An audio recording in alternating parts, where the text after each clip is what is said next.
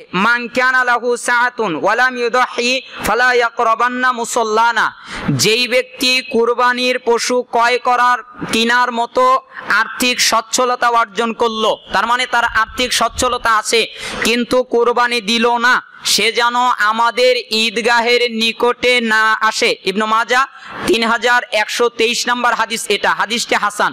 তাহলে এই হাদিস থেকে প্রমাণিত হয় যে যারা সক্ষমতা থাকার পরও কুরবানি না করার কারণে আমাদের প্রিয় নবী সাল্লাল্লাহু আলাইহি সাল্লাম তাকে ঈদগাহে আসতে নিষেধ করলেন। এটা কত বড় একটা হুঁশিয়ার, কুরবানি না করার পাপ তাহলে কত মারাত্মক। এই হাদিস থেকে দলিল নেওয়া যায় যে কুরবানি করাটা বাধ্যতামূলক, ওয়াজিব, আমরা এটাই করছি। এরপরে আরেকটি পয়েন্টের মাসালা, যে যাদের উপর কুরবানি ওয়াজিব, কুরবানি করাটা ওয়াজিব কাদের উপরে, কারা কুরবানি করবে, কাদের উপরে ওয়াজিব করা হয়েছে, কুরবানি কার উপরে ওয়াজিব, এরা কারা? ইমাম আবু হানিফা রাহিমাহুল্লাহর মতে যে ঈদের দিন যাকাতের নিসাব পরিমাণ সম্পদ থাকলেই কুরবানি ওয়াজিব হয়ে যাবে। নিসাব হলো 7.5 ভরি, অর্থাৎ 85 গ্রাম স্বর্ণ বা 52.5 তোলা, অর্থাৎ 595 গ্রাম রৌপ্য বা এর সমপরিমাণ নগদ অর্থ শুধু ঈদের দিন হাতে থাকলেই কুরবানি দিতে হবে। এটা হচ্ছে ইমাম আবু হানিফা রাহিমাহুল্লাহর মত।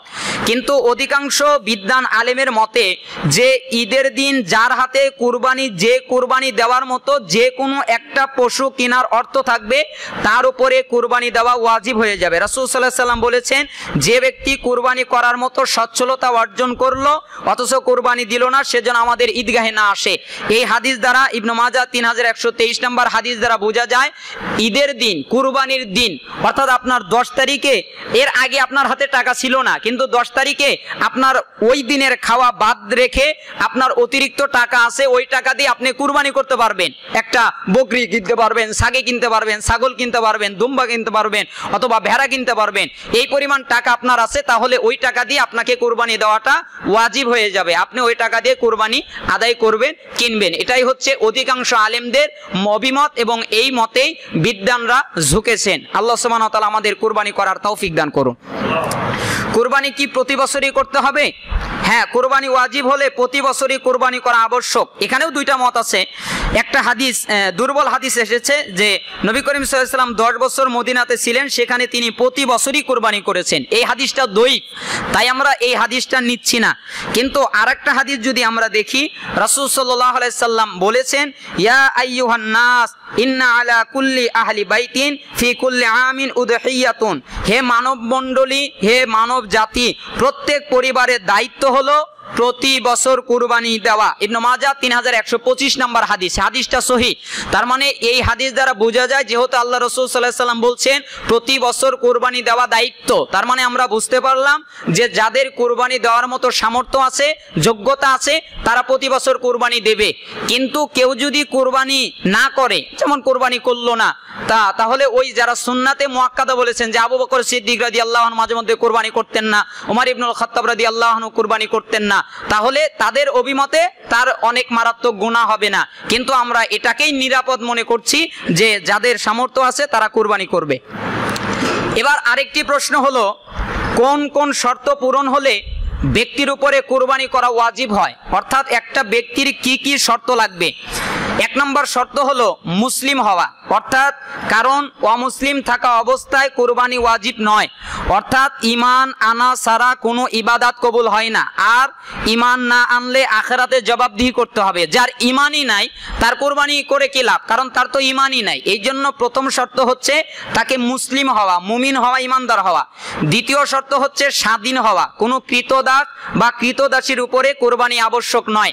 তৃতীয় নাম্বার হচ্ছে মুকিম হওয়া, অর্থাৎ তাকে নিজ বাসস্থানে, নিজ বসবাসরত স্থানে থাকতে হবে। সফররত অবস্থায় কুরবানি ওয়াজিব নয়। তবে এটা হানাফিদের অভিমত। আবার কেউ বলেছে যে সফরে গেলেও কুরবানি করতে পারবে, অর্থাৎ সফরে যদি কেউ থাকে তাহলে কুরবানি করা বৈধতা রয়েছে, কিন্তু তার জন্য ওয়াজিব নয়, বাধ্যতামূলক নয়, তাকে করতে হবে এমনটি নয়। আবার প্রশ্ন হচ্ছে নিসাব পরিমাণ মালের অধিকারী বা সচ্ছল হওয়া বলতে কি বোঝায়? অর্থাৎ ফকির মিসকিনের উপর কোরবানি বাধ্যতামূলক নয়, যারা ফকির মিসকিন তাদের জন্য বাধ্যতামূলক নয়। আর যারা নিসাব পরিমাণ সম্পদের শর্ত পূরণ হয়েছে তাদের নিকটে তা যদি 1 বছর সময় হাতে থাকাও জরুরি নয়, যে 1 বছর থাকতে হবে জাকাতের সম্পদের মতো তা নয়। অর্থাৎ যেই দিন সে কোরবানি করবে ওই দিনই যদি তার সামর্থ্য আছে তাহলে সে আদায় করবে। আরেকটা প্রশ্ন, সফররত অবস্থায় যদি কেউ কোরবানি করে তাহলে কি আদায় হয়ে যাবে? হ্যাঁ, কোরবানি হয়ে যাবে, যদি মুসাফিরের জন্য কোরবানি ওয়াজিব নয়। এবার প্রশ্ন হলো মেয়েদের জন্য কি কোরবানি বাধ্যতামূলক বা মেয়েদের জন্য কি কোরবানি ওয়াজিব হয়? উত্তর হচ্ছে হ্যাঁ, তা হবে। মেয়েদের জন্যও কোরবানি ওয়াজিব হয়ে যাবে যদি ওই মেয়েরা সম্পদশালী হয়, তার অর্থবিত্ত অনেক থাকে, তাহলে তার উপরে কোরবানি ওয়াজিব হবে।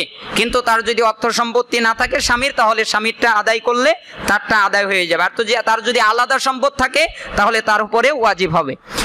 স্বামীর সম্পদ থেকে যদি কোনো মহিলা কোরবানি দিয়ে দেয় তাহলে কি তা জায়েজ হয়ে যাবে? যদি স্বামীর অনুমতি নিয়ে দেয় তাহলে তো অবশ্যই জায়েজ, আর যদি স্বামীর অনুমতি ছাড়া দেয় তাহলেও তা ইবনে তাইমিয়ার মতে জায়েজ হয়ে যাবে, আদায় হয়ে যাবে। এক শ্রেণীর আলেমরা নাকচ করেছেন। এবার প্রশ্ন হলো হাতে টাকা নেই তবু যদি ধার করে কোরবানি দেয়, হাতে টাকা নেই কিন্তু সে ধার করে কোরবানি দিচ্ছে, তাহলে তার ক্ষেত্রে কি হবে? তার ক্ষেত্রে কোরবানি হয়ে যাবে, তবে ওই ব্যক্তির উপর কোরবানি ওয়াজিব নয়। সে তার এই কাজে মুস্তাহাব আমল হিসেবে সওয়াব পাবে, ওয়াজিবের সওয়াব পাবে না মুস্তাহাব হিসেবে। তার টাকা নেই, সামর্থ্য নেই, তাকে ধার করতে বলেছে কে? তাকে তো ধার করে কোরবানি দিতে বলা হয় নাই। এই জন্য এই ফতোয়া তার জন্য তার উপরে ধার্য হবে। এবার আসি আমরা আরেকটা পয়েন্ট, যে জীবিত এবং মৃতের পক্ষ থেকে কোরবানি। অর্থাৎ যারা জীবিত তাদের পক্ষ থেকে কেমন কোরবানি, যারা মৃত তাদের পক্ষ থেকে কোরবানি দেওয়া যাবে কিনা। প্রশ্ন হলো মাতা পিতা ইন্তেকাল করেছেন, তাদের পক্ষ থেকে কি কোরবানি করা জায়েজ? উত্তর হচ্ছে হ্যাঁ, তা জায়েজ। কেউ নাজায়েজ বলেছেন। এখানে আমরা যদি দুইটা মত থাকে তাহলে দুইটাই বলছি। কেউ নাজায়েজ বলেছেন, কেউ বলেছেন মৃতর পক্ষ থেকে কোরবানি দেওয়া লাগবে না। কিন্তু সঠিক মত হচ্ছে, অভিমত বা পদ্ধতি ফতোয়া হচ্ছে তা জায়েজ। এমনকি যে কোনো মৃত ব্যক্তির পক্ষ থেকে জীবিতরা কোরবানি দিতে পারবে। সৌদি আরবের খ্যাতনামা অত্যন্ত স্বনামধন্য মুফতি মরহুম মোহাম্মদ বিন সালেহ আল উসাইমিন 3 ভাগে ভাগ করেছেন, যে এই কোরবানি মৃত ব্যক্তির পক্ষ থেকে দেওয়া নিয়ে উনি 3 ভাগে ভাগ করেছেন। একটা ভাগ করেছেন যে জীবিত মৃত পক্ষ থেকে একসাথে নিয়ত করা, অর্থাৎ আমি যারা মরে গেছে তাদেরও জন্য নিয়ত করলাম এবং যারা বেঁচে আছে তাদের পক্ষ থেকে নিয়ত করলাম। যেমন এদের দলিল হলো যেটা জায়েজ, একবার কোরবানি করার সময় হাদা আন মুহাম্মদ ওয়া আলি মুহাম্মদ ওয়া ফীহি মান মাতা সাবিকা, হে আল্লাহ আমার এই কোরবানি মুহাম্মদ এবং তার পরিবারবর্গ এবং পূর্বে যারা ইন্তেকাল করেছে তাদের পক্ষ থেকে আপনি কবুল করুন। অর্থাৎ রাসূল সাল্লাল্লাহু আলাইহি সাল্লামের এই হাদিস থেকে বোঝা যায় একই পশু জীবিত এবং মৃত ব্যক্তিদের পক্ষ থেকে কোরবানি দেওয়ার শরীয়ত সম্মত। কেউ যদি বলে যে আমার বাবা মা মরে গেছে তাদের পক্ষ থেকে এবং আমার পক্ষ থেকে, আমার ভাই মরে গেছে তাদের পক্ষ থেকে, আমার পক্ষ থেকে, আমার পরিবারের অমুক মরে গেছে তার পক্ষ থেকে, আমার পক্ষ থেকে, এইভাবে একসাথে যদি নিয়ত করে তবু তা জায়েজ। আর শুধুমাত্র মৃত ব্যক্তির জন্য নিয়ত করলো, অর্থাৎ যে মরে গেছে খালি মৃত ব্যক্তির, যে আমার আব্বা আম্মা মরে গেছে তার পক্ষ থেকে কোরবানি করলাম, তাহলে এটাও জায়েজ। মৃতের পক্ষে তার ওয়ারিসদের দান খয়রাত যেমন জায়েজ, তেমনি তাদের পক্ষে কোরবানি দেওয়াও জায়েজ। এটা নেকের কাজ এবং মাইয়াতের জন্য উপকারী। সাধারণ দান খয়রাতের উপর কিয়াস করে ফকিগণ, কোরআন হাদিসের যারা বিজ্ঞ আলেম তারা এই মত প্রদান করেছেন। তবে এর বিপক্ষেও অপর একদল উলামা অবস্থান করেছেন। তাদের মতে মৃত ব্যক্তি কেবল ওসিয়ত করে গেলেই তার পক্ষে কোরবানি করাটা বৈধ, অন্যথায় না। অর্থাৎ সে যদি বলে যে আমার জন্য কোরবানি করিও, কিন্তু সে মারা গেছে, ওসিয়ত করে গেলে কোরবানি করাটা বৈধ, আর না করে গেলে বৈধ নয়, এরকম এক শ্রেণী বলেছেন। কিন্তু বিশুদ্ধ মত হচ্ছে মৃত ব্যক্তির পক্ষ থেকে কোরবানি করা বৈধ রয়েছে, জায়েজ রয়েছে। আরেকটা ওসিয়তকারীর পক্ষ থেকে, অর্থাৎ মৃত ব্যক্তি ওসিয়ত করে গেলে তার পক্ষ থেকে কোরবানি করা ওয়াজিব। যদি ওসিয়ত করে যায় যে তোমরা কোরবানি করিও বা আমার নামে করিও, তাহলে ওইটা করা অবশ্যই বাধ্যতামূলক, করতেই হবে। যাই হোক, আল্লাহ সুবহানাহু ওয়া তাআলা আমাদেরকে এই ফতোয়া বোঝার তৌফিক দান করুন। এরপরে আমাদের আরেক দিকের মাসালা হচ্ছে যে কোরবানির উপযুক্ত পশুর বিবরণ। পশুটা কেমন হবে, পশুর বিবরণটা কি, এটা আমরা জানি। কোন প্রাণী দ্বারা কুরবানি করা জায়েজ? শুধুমাত্র উট, গরু, মহিষ, ছাগল, ভেড়া, দুম্বা দ্বারা কুরবানি দেওয়া জায়েজ। আল্লাহ তাআলা কোরআনে এগুলোকে বাহিমাতুল আনআম অর্থাৎ চতুষ্পদ জন্তু বলেছেন। এই 6 শ্রেণীর জন্তু ছাড়া আর কিছু দিয়ে কুরবানি করা জায়েজ না। তাহলে এবার ফতোয়া আসতে পারে, তাহলে কি ঘোড়া দিয়ে কুরবানি করা জায়েজ? জায়েজ না। তাহলে কি গাধা দিয়ে কুরবানি করা জায়েজ? জায়েজ না। তাহলে কি মুরগি দিয়ে কুরবানি করা জায়েজ? জায়েজ না। তাহলে অন্য কোনো প্রাণী দিয়ে কি কুরবানি করা জায়েজ? না, জায়েজ না। এই 6 শ্রেণীর প্রাণী ছাড়া, এই বাহিমাতুল আনআম, এই চতুষ্পদ জন্তু ছাড়া, সেগুলো কি? উট, গরু, মহিষ, ছাগল, ভেড়া, দুম্বা, এইগুলো ছাড়া অন্য কোনো প্রাণী দিয়ে কুরবানি দেওয়া জায়েজ নয়। এবার প্রশ্ন হলো, কোন প্রকার পশু কুরবানি হিসেবে উত্তম? অর্থাৎ উত্তর হবে অগ্রাধিকার ভিত্তিতে বেশি সওয়াব হবে উটে, এরপরে গরু বা মহিষে, সর্বশেষ ছাগল, ভেড়া, দুম্বায়। উল্লেখ্য যে ছাগল, ভেড়া, দুম্বা হলো কুরবানির জন্য সর্বনিম্ন পশু, কারণ এর নিচে আর কোনো প্রাণী দিয়ে অথবা কোনো ছোট প্রাণী দিয়ে কুরবানি করা হবে না। আর এখানে গুণগত দিক থেকে সর্বোত্তম কুরবানি হলো যেই পশু হৃষ্টপুষ্ট, শক্তিশালী, অধিক গোস্ত সম্পন্ন এবং নীরব, নিখুঁত এবং দেখতে সুন্দর। যেই পশু যত সুন্দর হবে, যত তরতাজা হবে, যত দেখতে ভালো হবে, ওই পশুর সওয়াব বেশি হবে। এটা হচ্ছে পশুর প্রকার, কোন পশুটা কুরবানি দেওয়ার ক্ষেত্রে উত্তম। এবার প্রশ্ন হলো, কুরবানির পশুর বয়স কত হতে হবে?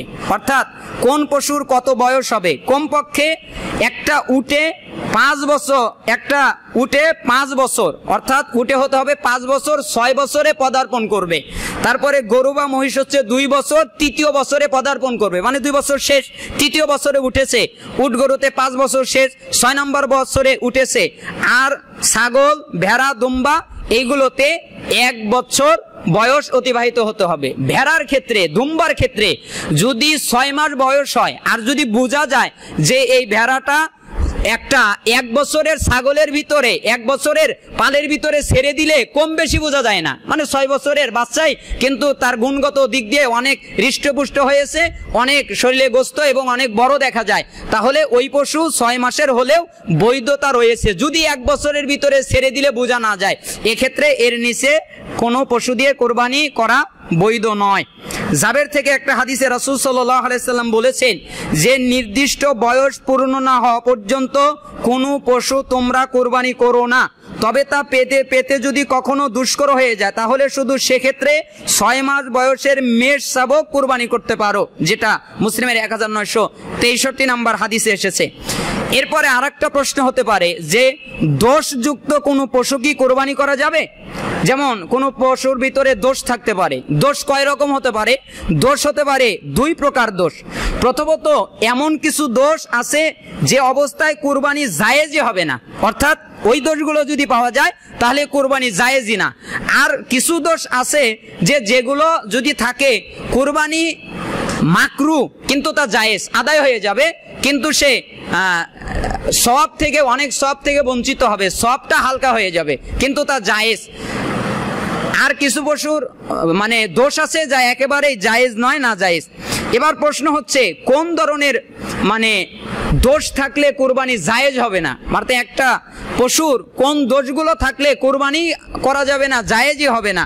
বারা ইবনে আযিব রাদিয়াল্লাহু আনহু থেকে বর্ণিত, তিনি বলেন যে কোনো একদিন রাসূলুল্লাহ সাল্লাল্লাহু আলাইহি সাল্লাম আমাদের মধ্যে দাঁড়ালেন, তারপরে তিনি বললেন 4 ধরনের দোষযুক্ত পশু দিয়ে কুরবানি জায়েজ হবে না। অপর বর্ণনায় আছে পরিপূর্ণ হবে না। যদি কোনো পশুর ভিতরে 4 ধরনের দোষ থাকে তাহলে তা দিয়ে কুরবানি করা জায়েজ হবে না, পরিপূর্ণ হবে না, আদায় হবে না। আর তা হলো অন্ধ, যার অন্ধত্ব স্পষ্ট। তাহলে 1 নম্বর কি?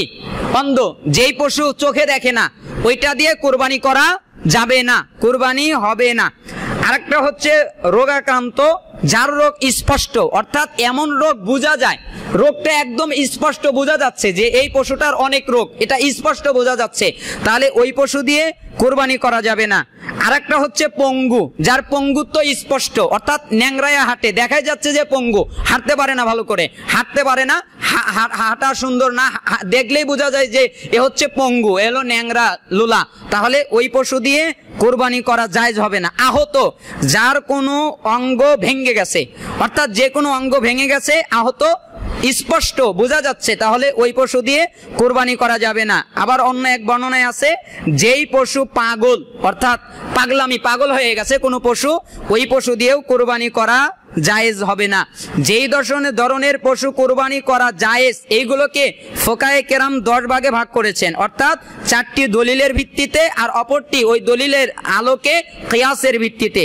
সেই 4টি হলো নসের ভিত্তিতে নিষিদ্ধ, যেইটা দলিলের ভিত্তিতে দেখলেই বোঝা যাইতে এটা সুস্পষ্ট কানা, যেমন পশুটির অবস্থা এমন যে তাকালে এর অসুস্থতা চোখে পড়ে, সুস্পষ্ট খোরা, অতি বেশি পাতলা শুকনা বা হাড্ডিসার, এইগুলো দিয়ে এগুলো নিষিদ্ধ একদম নসের ভিত্তিতে। আর যেইগুলো ইস্তিহাদের ভিত্তিতে নিষিদ্ধ, ওইগুলো হচ্ছে এমন অন্ধ যে চোখে কিছু দেখে না, এরকম যদি হয়, যার মলমূত্র ত্যাগ বন্ধ হয়ে গেছে বা পেট ফুলে গেছে যে পায়খানা করতে পারে না, প্রসব প্রক্রিয়া চলমান পশু, অর্থাৎ কিছুদিনের মধ্যেই বাচ্চা প্রসব করবে, এমন অবস্থা, অত্যাসন্ন যেই পশুটা, ওটা কিনবেন না। যদি কেউ না জেনে করে ফেলে আর যদি বাচ্চা জন্ম হয় তাতে সমস্যা নেই। মৃত্যুমুখে পতিত হওয়ার অবস্থায় আছে এমন পশু যে মৃত্যুর কোলে ঢলে পড়েছে, এমন পঙ্গুত্ব বরণকারী অবস্থা যে অবস্থায় এটা হাঁটতে পারে না, কোনো একটা পা কর্তৃত থাকা অবস্থায় পশু, এইগুলো দিয়ে নিষিদ্ধ।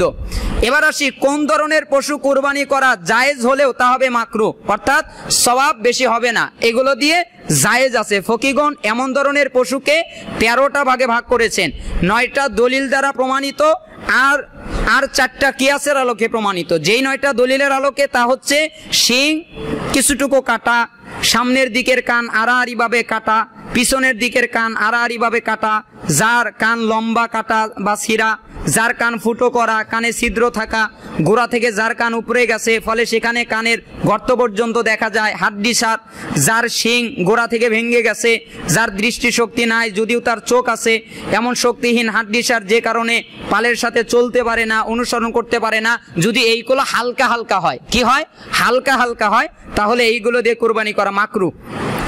আর যেইটি কিয়াসের ভিত্তিতে, যেমন লেজ কাটা কোনো ভেড়া হলে কুরবানি জায়েজ হবে না, তবে এছাড়া অন্য পশুর অল্প যদি নেজ কাটা থাকে তাহলে কুরবানি মাকরুহ হবে, অর্থাৎ কুরবানি জায়েজ হলেও এটা হবে ঘৃণিত কাজ।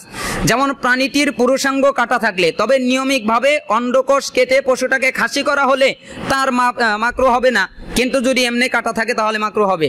যেই পশুর কিছু দাঁত পড়ে গেছে, স্তনের বোটা কেটে গেলে বা কর্তৃত থাকলে, ইমাম ইবনে তাইমিয়ার মতে আংশিক, অর্থাৎ কয়েকটি দাঁত পড়ে গেলে এদিনে কুরবানি করা শুদ্ধ হয়ে যাবে, 2-1টা দাঁত পড়ে গেছে তাহলে শুদ্ধ হয়ে যাবে, কিন্তু পরিপূর্ণ সওয়াব পাবে না, হালকা সওয়াব পাবে।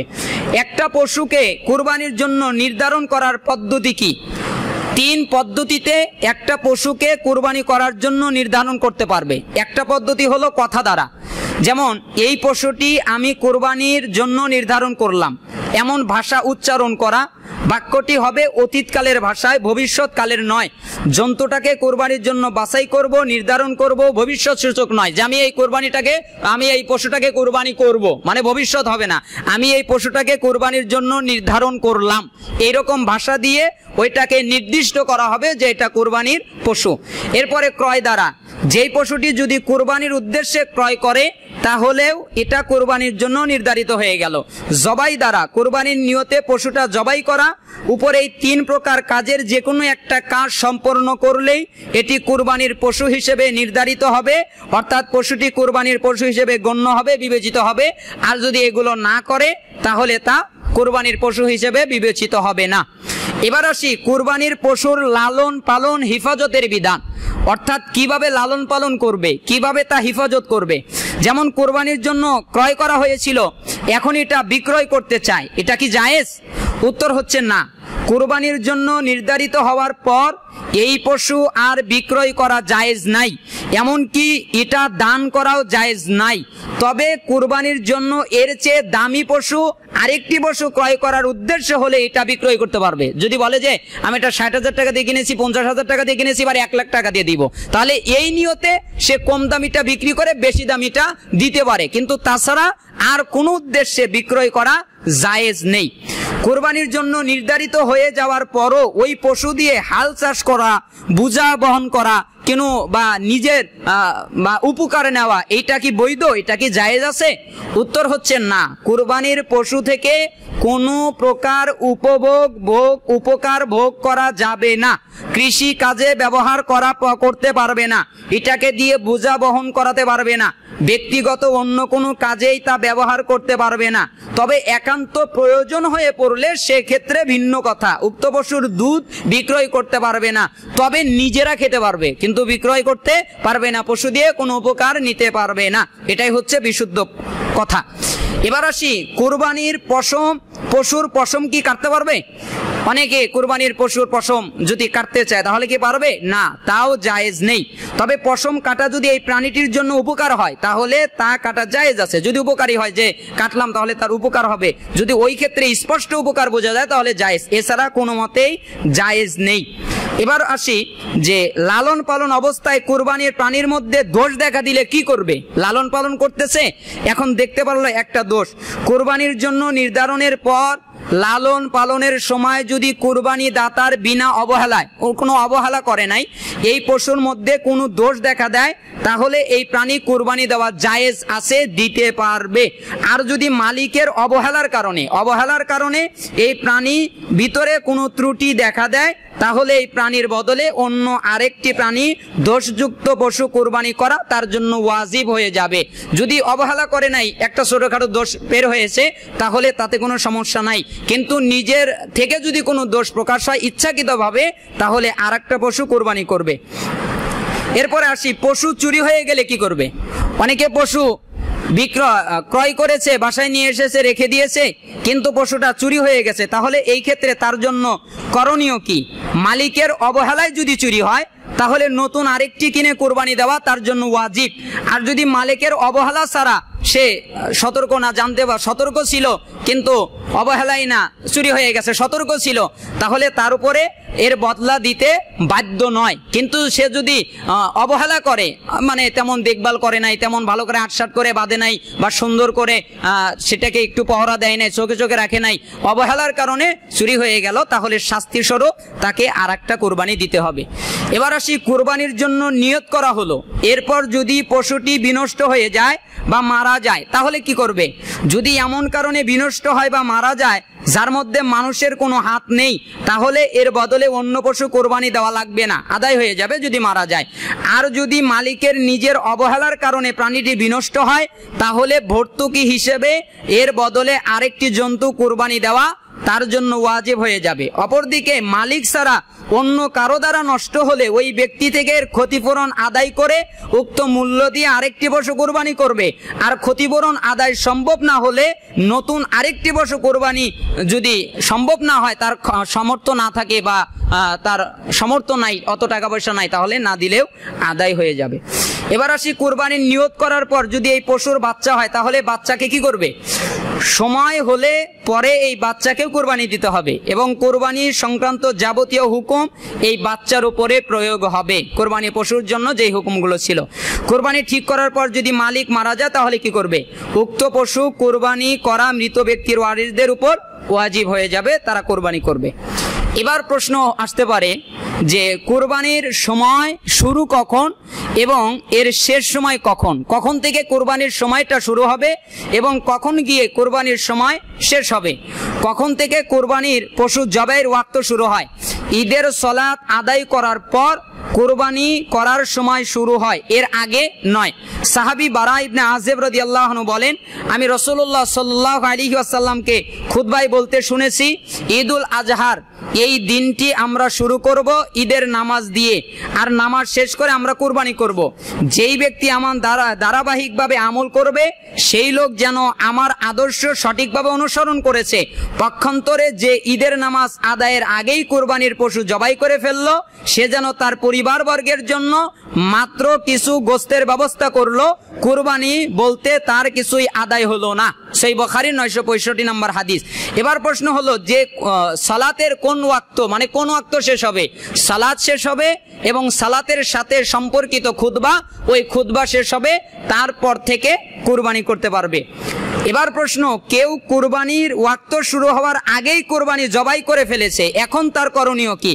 তার কুরবানি আদায় হবে না, তাকে আরেকটি পশু কিনে ওয়াক্ত হওয়ার পরে আবার তাকে কুরবানি দিতে হবে। কুরবানির নির্ধারিত সময় শুরু হওয়ার আগে দিলে কুরবানি আদায় হবে না, শাস্তির স্বরূপ তাকে আরেকটাই করতে হবে। সালাতই শেষ হয় নাই, সে কুরবানি দিয়ে ফেললো, খুতবাই শেষ হয় নাই, সে কুরবানি দিয়ে ফেললো, তাহলে তার কুরবানি বিশুদ্ধ হবে না। তাকে আরেকটা পশু কিনে তারপরে কুরবানি দিতে হবে। হয় 10 তারিখে দিবে, নাই 11 তারিখে দিবে, নাই 12 তারিখে দিবে, নাই 13 তারিখে দিবে, এই পর্যন্ত বৈধ। কেউ যদি নামাজের আগেই জবাই করা ফেলে তার করণীয় কি? আমরা তা বললাম। যেসব নির্জন প্রান্তরে জনবসতি খুব কম, ঈদের নামাজ যেখানে হয় না, তারা কখন কোরবানি করবে? যেমন এমনও এলাকা তো আছে যেখানে ঈদের সালাতের জামাত হয় না, তাহলে তারা কিভাবে কোরবানি করবে? তাদের তো সালাতই হচ্ছে না, জামাত হচ্ছে না, তাদের ক্ষেত্রে করণীয় কি? তাদের ক্ষেত্রে করণীয় হলো যে একটা ঈদের সালাত আদায় করতে এবং খুতবা দিতে যতটুকু সময় লাগে ততটুকু সময় অতিবাহিত হওয়ার পরে তারা কুরবানি করবে, এর আগে করবে না, সকাল সকালে করবে না, একটু বেলা হওয়ার পরে তারপরে তারা কুরবানি করবে, অতটুকু সময় তারা পজ করে তারপরে কুরবানি করবে, তাহলে তাদের কুরবানি বিশুদ্ধ হয়ে যাবে। কুরবানি কি সালাত শুরু হওয়ার শেষ হওয়ার পরপরই নাকি খুতবার পর? অবশ্যই খুতবার পর। কুরবানি করার শেষ সময় কখন? ইমাম আবু হানিফার মতে কুরবানির শেষ সময় হলো 12ই জিলহজ, সূর্যাস্তের পূর্ব পর্যন্ত। ওমর রাদিয়াল্লাহু আনহু, আলী রাদিয়াল্লাহু আনহু, ইবনে আব্বাস রাদিয়াল্লাহু আনহু বলেছেন যে আইয়ামুন নাহর সালাসাতুন আফদালুহা আউয়ালুহা, যে কুরবানির সময় হলো 3 দিন, আর এর মধ্যে উত্তম হলো প্রথম দিন।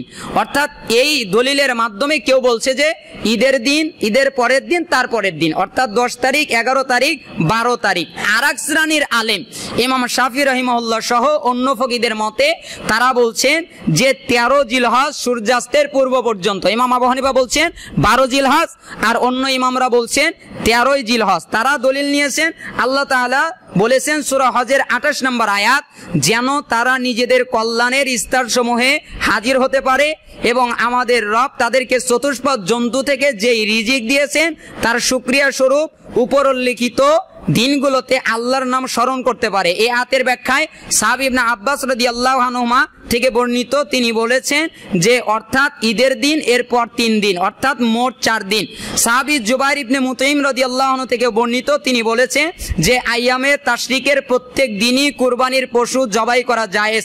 অর্থাৎ এই দুইটা মত, একদল বলছে 12ই জিলহজ সূর্যাস্ত পর্যন্ত, আর একদল বলছে 13ই জিলহজ সূর্যাস্ত পর্যন্ত। তাহলে অগ্রাধিকার প্রাপ্ত সবচেয়ে বিশুদ্ধ মত হচ্ছে 13ই জিলহজ সূর্যাস্ত পর্যন্ত, ঈদের দিন, ঈদের পরবর্তী 3 দিন, অর্থাৎ 4 দিন কুরবানি করতে পারবে।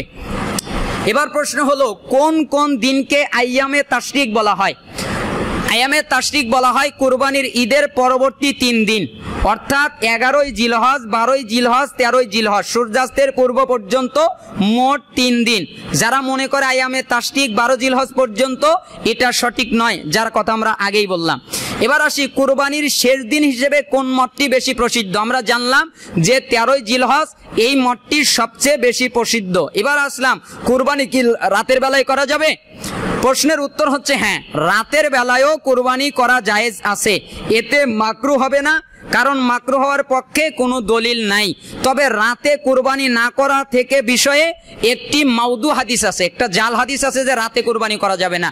তবে সঠিক কথা হচ্ছে রাতেও কুরবানি করতে পারবে, তবে সবচেয়ে উত্তম হচ্ছে দিনের বেলায় কুরবানি করা, তাহলে সুবিধা হয়। এবার আসি আরেক ধরনের মাসালা, শরিকি কুরবানা, অর্থাৎ শরিকানা কুরবানি, অর্থাৎ ভাগ বন্টন করা। কুরবানিতে শরিকানার হুকুম কি এবং এক পশুতে সর্বর্ধে কয়জনকে শরিক করা জায়েজ? শরিকানা 2 প্রকার। একটা শরিক হলো প্রথমত সওয়াবে শরিক হওয়া, অর্থাৎ সওয়াবের ক্ষেত্রে, আর একটা হচ্ছে মালিকানায় শরিক হওয়া। প্রথম তাহলে কথা বলি যে সওয়াবের শরিক হওয়ার অর্থ কি, যে এক পশুতে একাধিক লোককে শরিক করা জায়েজ, এমনকি একটা ছাগল, গরু, মহিষে সমস্ত উম্মতে মুহাম্মাদির পক্ষ থেকেও কুরবানি করা জায়েজ, কারণ রাসূল সাল্লাল্লাহু আলাইহি সাল্লাম এভাবে কুরবানি করেছেন। জাবের রাদিয়াল্লাহু আনহু বর্ণিত এক হাদিসে একবার রাসূল সাল্লাল্লাহু আলাইহি সাল্লামের নিকটে একটি দুম্বা আনা হলো, তিনি এটাকে বললেন যে নিজের পক্ষ থেকে জবাই করলেন এবং জবাইয়ের সময় বললেন বিসমিল্লাহি আল্লাহু আকবার, আল্লাহুম্মা হাযা আন্নি ওয়া আম্মান লাম ইউদাহি মিন উম্মতি, বিসমিল্লাহি আল্লাহু আকবার, হে আল্লাহ এটি আমার পক্ষ থেকে, আমার উম্মতের মধ্যে যারা কুরবানি করতে পারেনি তাদের পক্ষ থেকে। আবু দাউদ 2810 এবং তিরমিজি 1521। তাহলে এই হাদিস দ্বারা বোঝা যায় যে সওয়াবে অধিকাংশকে, হাজার হাজার লক্ষ লক্ষ সবার ক্ষেত্রেই শরীক করা জায়েজ। এটা কিসে? সওয়াবে, যে আমার এবং সমস্ত উম্মতের পক্ষ থেকে আমি কুরবানি করলাম।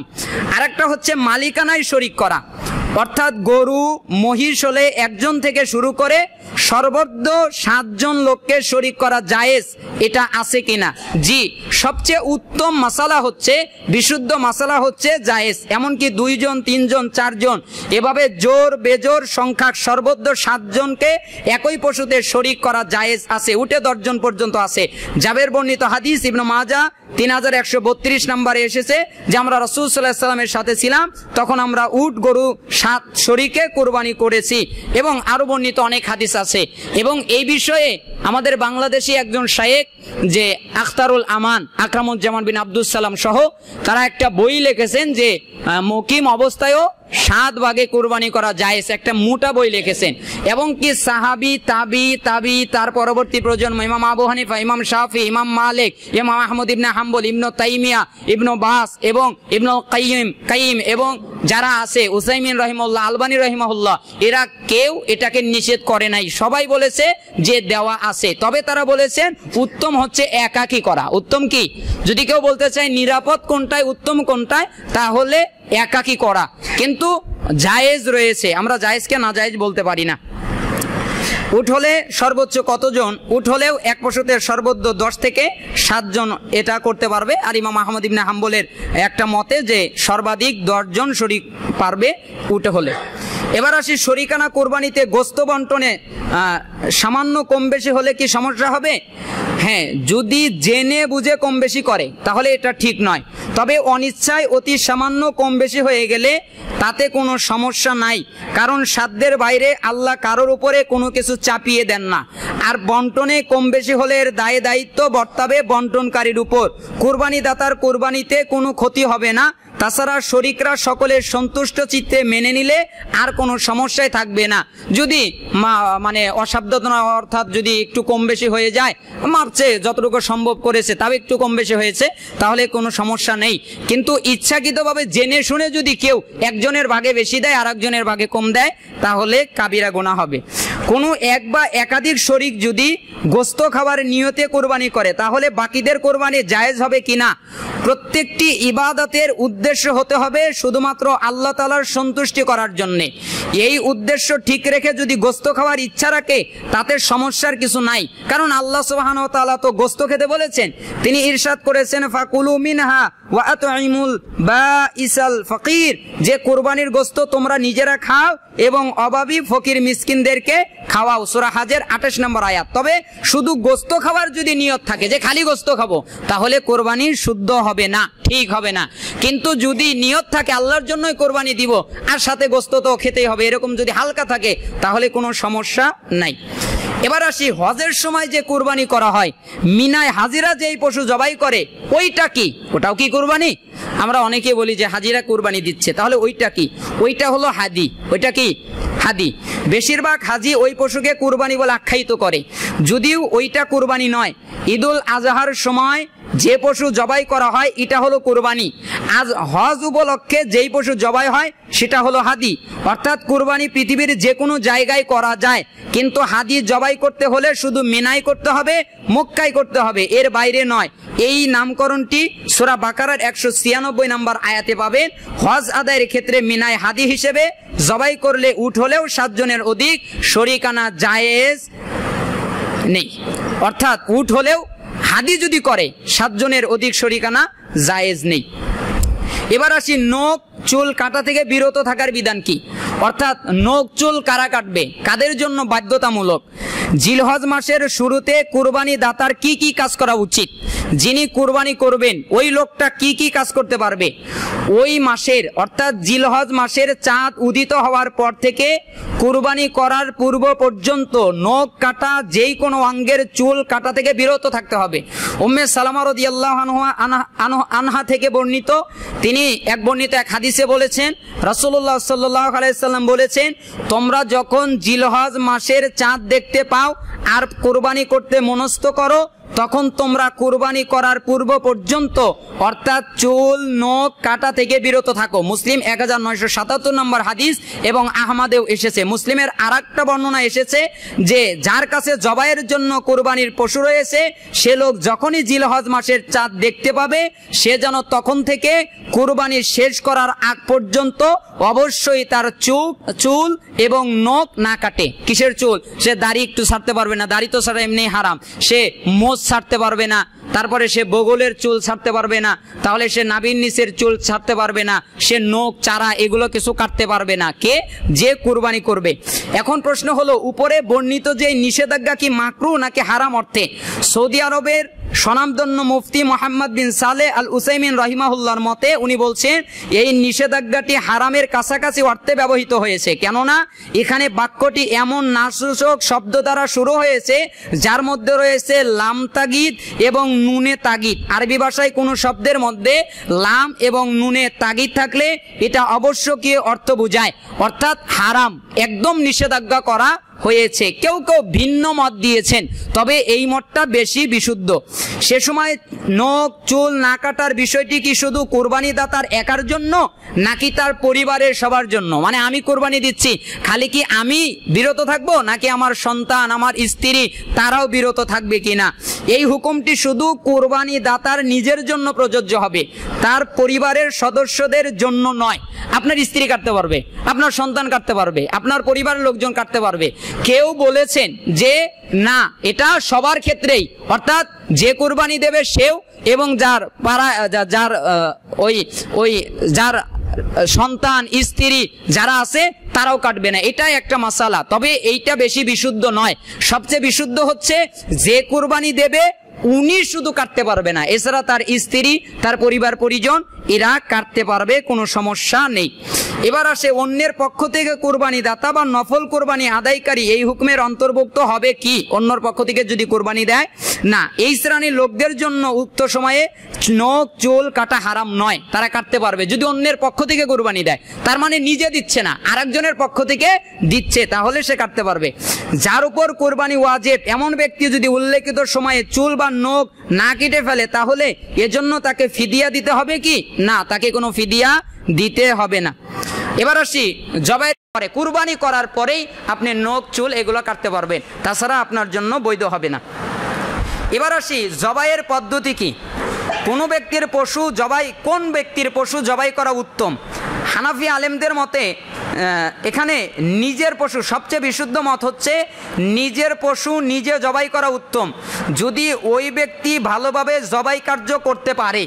আর যদি পশুর মালিক নিজে জবাই করতে না পারে তাহলে অন্যকে দিয়ে কোরবানি করা জবাই করা জায়েজ। একবার রাসূল সাল্লাল্লাহু আলাইহি সাল্লাম কোরবানি অর্থাৎ হজের হাদি 63টি পশু নিজে জবাই করলেন, অতঃপর আর যেই কত জন্তু বাকি রয়ে গেল সেগুলো জবাই করতে দিলেন চতুর্থ খলিফা আলী রাদিয়াল্লাহু আনহুকে। কোন সময়?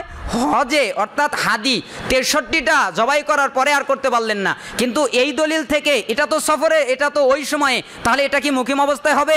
জি, এটা মুকিম অবস্থায়ও সর্ব অবস্থায়ও, যেহেতু সফরের হাদি যে ভাগ হওয়া যাবে ওটা মুকিম অবস্থায়ও বৈধ। তা না হলে যদি সফরের সাথে খাস করা হয় তাহলে ইসলামের অনেক বিধিবিধান বাদ হয়ে যাবে, ছাড়া পড়ে যাবে। এবার আসি কোনো বেনামাজির জবাই জায়েজ হবে কিনা। এখন কুরবানি করেছে, সে কুরবানি দিচ্ছে, নিজের পশু তো নিজেই কুরবানি দেব, তাহলে সে তো নামাজ পড়ে না। এরকম লোক আছে না, নামাজ পড়ে না, এমন লোক কুরবানি দেয় না? দেয়। তাহলে ওই লোকটা নামাজ পড়ে না কিন্তু কুরবানি দিচ্ছে, তাহলে তা জায়েজ কিনা? হানাফি আলেমদের মতে জায়েজ। কাদের মতে জায়েজ? হানাফি আলেমদের মতে জায়েজ। কিন্তু বিশুদ্ধ মত সৌদি আরবের গ্র্যান্ড মুফতি এবং বিখ্যাত মুফতি মোহাম্মদ বিন সালেহ আল উসাইমিন এবং আরও অন্যান্য বিদ্বানদের মতে যে বেনামাজির পশু জবাই এবং এর গোস্ত হারাম। তাছাড়া মুরতাদ, কাদিয়ানি, তারপরে কমিউনিস্ট, নাস্তিকদের জবাই করা গোস্ত ভক্ষণ সকল মাযহাবের ফকিদের মতে হারাম। তার মানে যে সালাত আদায় করে না তার জবাইকৃত কিছু খাওয়া যাবে না, কুরবানি করেছে তা খাওয়া যাবে না, ওই গোস্ত হারাম হয়ে যাবে, ওই পশু হারাম হয়ে যাবে। যদি ছাগল কুরবানি করে জবাই করে তাও হারাম হয়ে যাবে। যদি কোনো মুরগি জবাই করে মুরগিটাও খাওয়া হারাম হয়ে যাবে, কে? বেনামাজি যদি করে, কারণ যে সালাত আদায় করে না তার ইসলামে কোনো জায়গা নেই। এরপরে আসি, যদি কুরবানি দাতা নিজে জবাই করতে না পারে তাহলে অন্যকে দিয়ে করাবে। কোনো মেয়ে যদি তার পশু নিজেই জবাই করতে চায় তাহলে কি মেয়েরা কি জবাই করতে পারবে? এখান থেকে একটা মাসালা নিতে পারি যে হ্যাঁ তা জায়েজ। সাহাবী আবু মুসা আশআরী রাদিয়াল্লাহু আনহু তার মেয়েদেরকে নিজ হাতে তাদের কুরবানির পশু জবাই করতে নির্দেশ দিয়েছিলেন। ফাতুল বারী 10 খণ্ডের 21 পৃষ্ঠায় এসেছে। তবে তা উত্তম নয়, মানে মেয়েদের জন্য জবাই করাটা উত্তম নয়, তবে তা জায়েজ রয়েছে। এবার প্রশ্ন হলো, মুরগিকে মেয়েরা জবাই করতে পারবে? মুরগি জবাই করতে পারবে, খাসি জবাই করতে পারবে, গরু জবাই করতে পারবে, উট জবাই করতে পারবে। তবে কুরবানির পশু যেটা ওইটা মেয়েদের জন্য জবাই করা উত্তম না, জায়েজ, কারণ সেখানে পর্দার খিলাফ হয়ে যেতে পারে। কিন্তু মুরগি টুরগি এগুলো অহরহ জবাই করতে পারবে, কোনো সমস্যা নাই, যেহেতু এটা বাড়িতেই করা যায়। এজন্য তাহলে বোঝা গেল মেয়েদের জন্য এগুলো জবাই করার অনুমতি রয়েছে। এবার প্রশ্ন হলো, জবাই করবে কিভাবে? পশুটি যাতে কম কষ্ট পায় সেদিকে লক্ষ্য রাখতে হবে। সাহাবী সাদ্দাদ ইবনে আউস থেকে বর্ণিত, রাসূলুল্লাহ সাল্লাল্লাহু আলাইহি সাল্লাম বলেছেন, আল্লাহ তাআলা সব বিষয়ে সকলের সাথে ইহসান করা এবং সুন্দর আচরণের নির্দেশ দিয়েছেন। এমনকি যখন তোমরা কোনো পশুর প্রাণ সংহার করো তখনও ইহসানের সাথে সুন্দরভাবে তোমরা পশুর প্রাণ সংহার করো যাতে সে কষ্ট না পায়। যখন একটা পশুকে জবাই করো তখন ইহসানের সাথে, অর্থাৎ সম্ভাব্য কম কষ্ট দিয়ে ছুরিটাকে যেন ভালো করে দাঁড় দিয়ে নেওয়া হয় যাতে করে জবাইকৃত পশুটি প্রশান্তি পায়। এবং পশুটাকে কিভাবে শোয়াবে? পশুর বাম কাতে এটাকে শোয়াতে হবে, ডান হাতে ছুরি দিয়ে চালাবে আর বাম হাত দিয়ে জন্তুর মাথা ধরে রাখবে। পশুর ঘাড়ের মধ্যে জবাইকারী পা রেখে জবাই করতে পারবে, অর্থাৎ দক্ষিণ দিক করবে। নবী করিম সাল্লাল্লাহু আলাইহি সাল্লাম সাদা রঙের সাথে কালো মিশ্রিত 2টি শিংওয়ালা ভেড়া কুরবানি করলেন। এই 2টি পশু তিনি নিজ হাতে জবাই করলেন এবং সে সময় তার একটি পা পশু দুটির ঘাড়ে রেখে বিসমিল্লাহ আল্লাহু আকবার বলে জবাই করলেন। তাছাড়া পশুটি অন্যেরা ধরে রাখবে আর জবাইকারী 2 হাতে ছুরি দিয়ে জবাই করতেও পারবে, এটাও বৈধ রয়েছে। এই পদ্ধতিতে ছাগল, ভেড়া, বেগরি যে কোনোই করতে পারবে, কোনো সমস্যা নাই। এবার আসি, উট কিভাবে জবাই করবে? উটের সামনে বাম পা আগে বেঁধে নিবে, বাম পাটা খালি বেঁধে নিবে আর বাকি 3 পা উটটি দাঁড়িয়ে থাকবে, 3 পা বাঁধতে হবে না। এবং এই অবস্থায় তারা বুকে ছুরি চালানো হবে বা এখানে হালকাভাবে ছুরি চালানো হবে। এবার আসি, জবাইয়ের সময় কি বলবে? জবাইয়ের শুরুতে বলবে বিসমিল্লাহি আল্লাহু আকবার, কারণ আল্লাহ সুবহানাহু ওয়া তাআলার নাম নেবে। তোমরা আল্লাহর নাম নেওয়া হয়েছে, তা থেকে তোমরা আহার করো যেই জন্তুর উপরে আল্লাহর নাম নেওয়া হয়েছে, অর্থাৎ বিসমিল্লাহ বলে জবাই করবে। আরও অনেক বর্ণ রয়েছে। জবাইয়ের পূর্বে কুরবানি দাতার নাম উল্লেখ করা কি জায়েজ? নাম, আমি আব্দুর রহমানের নামে আব্দুল্লাহর নামে কুরবানি করলাম, এইটা জায়েজ নয়। কিন্তু আমি আব্দুল্লাহর পক্ষ থেকে উম্মে বা অমুকের পক্ষ থেকে এই পক্ষে কথা বলা জায়েজ। একাধিক একজনের নাম বা একাধিক লোকের নাম বলতে পারবে, কিন্তু এর নামে কুরবানি করলাম, এই নামে এই শব্দ উল্লেখ করা যাবে না, তাহলে শিরিক হবে। এবার আসি, কুরবানির গোস্তের হুকুম কি? কুরবানির গোস্ত কারা খেতে পারবে? কুরবানির গোস্ত সবাই খেতে পারবে। এই গোস্ত নিজে খাবে, পরিবার পরিজনকে খাওয়াবে, গরিব মিসকিনকে খাওয়াবে, দান করবে এবং আত্মীয় স্বজনকে উপহার হিসেবে দেবে, অর্থাৎ ধনী গরিব সবাই কুরবানির গোস্ত খেতে পারবে। সূরা হাজের 28 নম্বর আয়াত এর প্রমাণ। এবার প্রশ্ন হচ্ছে, কেউ কেউ কুরবানির গোস্ত দীর্ঘদিন সংরক্ষণ করে রাখে, এটা কি জায়েজ? অনেক দিন রাখে। হাদিসে এসেছে, হে মদিনাবাসী, তোমরা 3 দিনের বেশি কুরবানির গোস্ত খেও না। এই নির্দেশের পর কিছু লোক এসে রাসূল সাল্লাল্লাহু আলাইহি সাল্লামের কাছে এই অভিযোগ করলো, তাদের তো পরিবার আছে, পরিজন আছে, সঙ্গী আছে, সাথী আছে, বাড়ির চাকর বাকর আছে, কর্মচারী আছে। এই অভিযোগ শোনার পরে রাসূল সাল্লাল্লাহু আলাইহি সাল্লাম তার মতকে পাল্টালেন এবং বললেন, ঠিক আছে, তোমরা কুরবানির গোস্ত খাওয়াও, যতদিন ইচ্ছা জমা করে রাখতে পারো, সংরক্ষণ করতে পারো। মুসলিম 1973। তার মানে বোঝা যায় কুরবানির গোস্ত অনেক দিন জমা করা জায়েজ রয়েছে, এতে কোনো সমস্যা নেই। কোনো অমুসলিম কুরবানির গোস্ত চাইলে তাকে কি দেওয়া জায়েজ হবে? উত্তর হচ্ছে হ্যাঁ, জায়েজ, অমুসলিমকে দেওয়া যাবে। কি পরিমাণ গোস্ত বিলি করা মুস্তাহাব? সবচেয়ে সমগ্র গোস্তকে 3 ভাগে ভাগ করবে, এটাকেও সালাফরা বলেছেন 3 ভাগে বন্টন করবে। সমান হওয়া এটা বাধ্যতামূলক নয়, তবে সমান হওয়াটা ভালো। 1 ভাগ ফকির মিসকিনকে দেবে, 1 ভাগ আত্মীয় স্বজন প্রতিবেশীকে দেবে, 1 ভাগ নিজেরা খাবে। এটা হলো মুস্তাহাব পদ্ধতি, এতে কোনো সমস্যা নাই। এবার আসলো, এই গোস্ত কি বিক্রয় করা যাবে?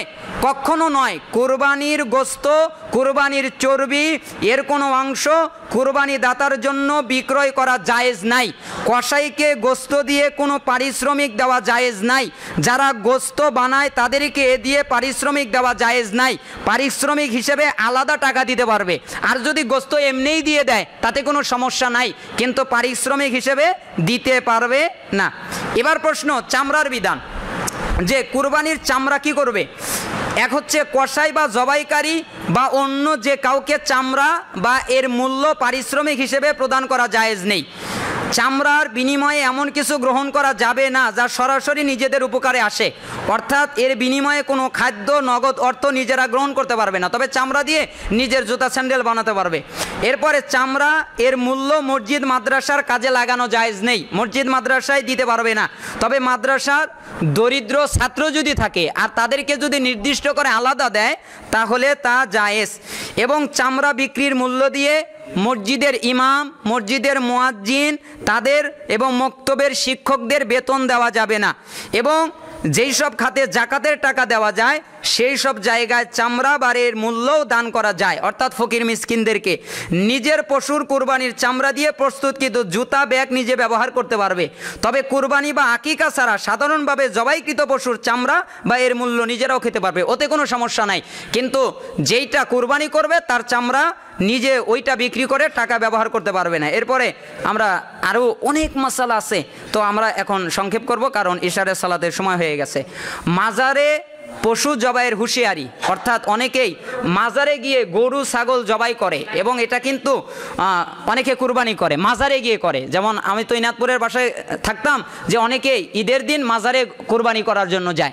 এইটা নিঃসন্দেহে শিরিক, এই কাজ করলে ইসলাম থেকে বের হয়ে যাবে। এক কথাই বললাম, ইসলাম থেকে বের হয়ে যাবে, মাজারে কোনো কুরবানি করতে পারবে না, এর অনেক বিধান রয়েছে। আরেকটা কথা হচ্ছে কুরবানির সাথে আকিকা করতে পারবে কিনা, শরিকানা কুরবানি দিলে এর কোনো এক ভাগ দিয়ে আকিকা করতে পারবে কিনা, এই বিষয়ে পক্ষে বিপক্ষে অনেক মতভেদ রয়েছে। তবে সবচেয়ে নির্ভরযোগ্য বিশুদ্ধ কথা হচ্ছে যে কুরবানির সাথে আকিকা করতে পারবে না।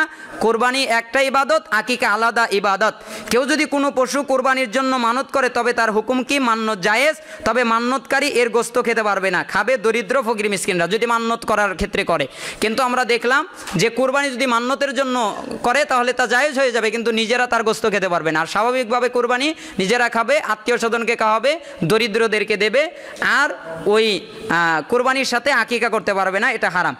এবং ঈদের সময় তাকবীর বলার বিধান কি? আমরা আগেই বলেছি যে প্রথম জিলহজ থেকে তাকবীর বলার একটা সাধারণ নিয়ম আর একটা নির্দিষ্ট নিয়ম। সাধারণ নিয়ম হচ্ছে 1 জিলহজ থেকে 10 জিলহজ পর্যন্ত বেশি বেশি তাকবীর বলা, আর নির্দিষ্ট হচ্ছে 9 জিলহজের ফজর থেকে নিয়ে 13 জিলহজের আসর পর্যন্ত ফরজ সালাতের পরে একবার জোরে সরে আল্লাহু আকবার আল্লাহু আকবার লা ইলাহা ইল্লাল্লাহ আল্লাহু আকবার আল্লাহু আকবার ওয়ালিল্লাহিল হামদ এইটা পাঠ করা। আরও অনেক মাসালা রয়েছে, জিলহজ মাসের প্রথম 10 দিনের ফজিলত কি, আরও অনেক রয়েছে। যাই হোক, আমরা এখানেই সমাপ্ত করছি, শেষ করছি। আল্লাহ সুবহানাহু ওয়া তাআলা আমাদেরকে কুরবানির মাসালা মাসাইল বুঝার তৌফিক দান করুন। আসলে বুঝতে পারি নাই, অনেক সময় পার হয়ে গেছে, আমি অনেক বিষয় ছেড়ে দিছি।